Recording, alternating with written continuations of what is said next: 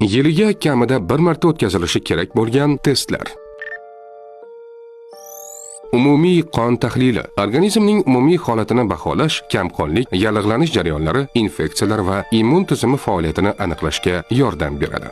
Umumiy siydik tahlili. Buyrak va siydik tizimi faoliyatini tekshirish uchun muhim. Bundan tashqari, diabet va ayrim metabolik kasalliklarini aniqlashda yordam beradi. EKG, elektrokardiogramma, yurak faoliyatini baholash uchun zarur. Yurak ritmi buzilishlari, infarkt belgilari va boshqa yurak kasalliklariga moyillikni erta aniqlashga yordam beradi. Gepatit testlari. Gepatit B va C viruslari uchun tahlil.